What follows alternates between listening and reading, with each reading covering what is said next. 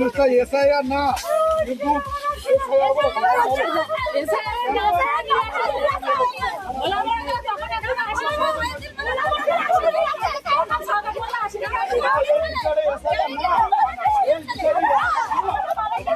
এই বিষয়ে এসআইআর না, এই বিষয়ে এসআইআর না।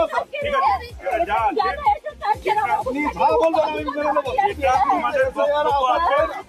আমরা তো তদন্ত করে দেখছি, এটাই হিসাব। এসআইআর হোক না হোক, ওর ওয়াইফ একটা স্টেটমেন্ট দিয়েছে, সেটা আমরা নোট করেছি। আমরা তদন্ত করে দেখবো, যেটাই মৃত্যুর কারণ হবে সেটাই আমরা ঘোষণা করবো। আমাদের উপরে ভরসা, ঠিক আছে? আমরা কোন রকম, আমি আপনার কথাও শুনবো না, ওর ওয়াইফের কথাও শুনবো না। ওই যে বলে আমার কোনো পরিচয়পত্র নেই, ভাই বাপ কোনো নেই, আমি কি করে, তোর তো আছে আমার তো নেই বলে হঠাৎ শুয়ে পড়লো। সকালবেলা বলে চা খেতে গেল, এসে আমি ছাগল বানছি, ও এধারে এসে ওই এসআইয়ের জন্য গামছা দিয়ে, হ্যাঁ ঘরে দিয়েছি। শফিকুল গাজী, ঘুষিঘাটা, এখানে শ্বশুর বাড়ি। হ্যাঁ হ্যাঁ, আমি কি করি? হ্যাঁ হ্যাঁ হ্যাঁ হ্যাঁ, ওই ঘুষিকাটা যাচ্ছে, একে যাচ্ছে ভোজের আছে বাজার করতে, আর এক একজনে এক এক বলছে, আর একে উনি অ্যাক্সিডেন্ট রুগী, মাথায় কোনো টেনশন করে আর কিছু টাইট করতে। হ্যাঁ হ্যাঁ হ্যাঁ হ্যাঁ,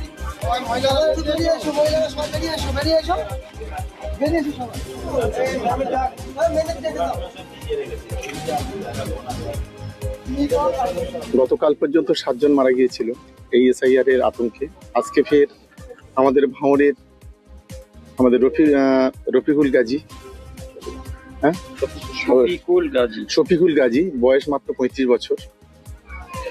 ও এখানে জামাই হিসেবে থাকতো। ওর সেরকম কোনো কাগজপত্র ছিল না, যার ফলে গত দু তিন দিন ধরে ও খুব হতাশাগ্রস্ত ছিল। বাড়ির পরিবাররা এ করলেও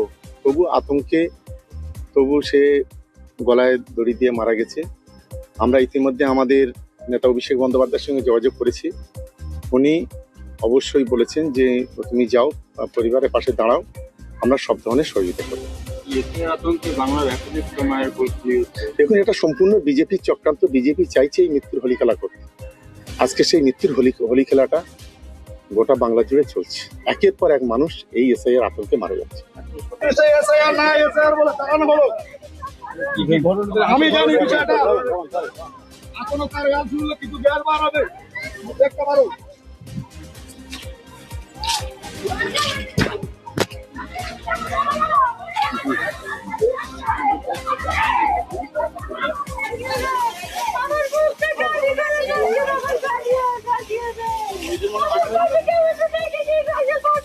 এই জিনিসটা এসআইআর না, কিন্তু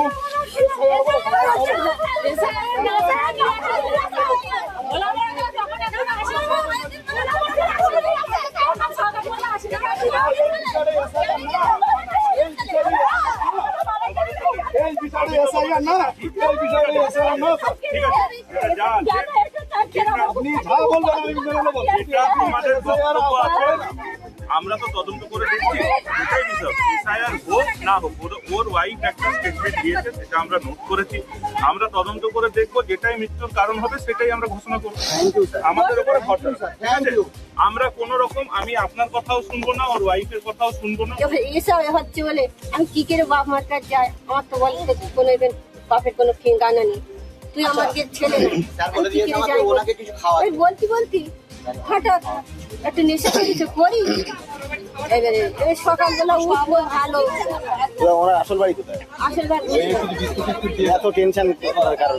টেনশন অ্যাক্সিডেন্টের পরে বেশি টেনশন করছে মানুষ কোনাকে ভুল বুঝিয়েছে। হ্যাঁ, ওই ভোজরাটে ব্যবসায় যায়, আর ওই বলে এই হয়েছে ওই। আমার তো তাহলে কোনো ঠিকানা পত্র, আমি কি এই জায়গায় থাকবো, এই কারণে।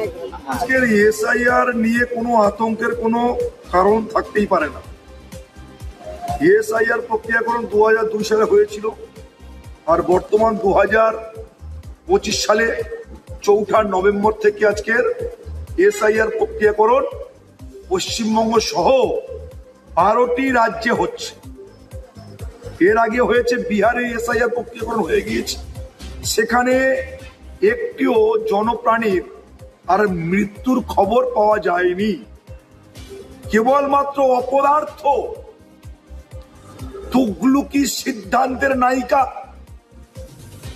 সাম্প্রদায়িক দাঙ্গা লাগানোর যিনি আজকের চক্রান্ত করছে, এই মমতা বন্দ্যোপাধ্যায়ের জন্যই তার যে সমস্ত বিধায়ক, সাংসদ, নেতা, মন্ত্রীরা আজকে রয়েছেন, অভিষেক বন্দ্যোপাধ্যায় যারা রয়েছেন, তাদের উস্কানিমূলক বক্তব্যের কারণে সাধারণ মানুষ আতঙ্কিত হয়ে পড়েছে। সেই আতঙ্কের কারণে আজকের মানুষদের মধ্যে ভয়, ভীতি, আতঙ্ক সঞ্চার হচ্ছে। সেই সমস্ত ক্ষেত্রে মানুষ ফ্রাস্ট্রেশনে আজকের জর্জরিত হয়ে অ্যান্টি ডিপ্রেশনের মধ্যে আজকে তারা নিমজ্জিত হয়ে আর জীবনগুলো আজকে শেষ হয়ে যাচ্ছে। একমাত্র এই মৃত্যুর দায়ভার মমতা বন্দ্যোপাধ্যায় অর্থাৎ টিএমসি অ্যান্ড কোম্পানিকে নিতে হবে।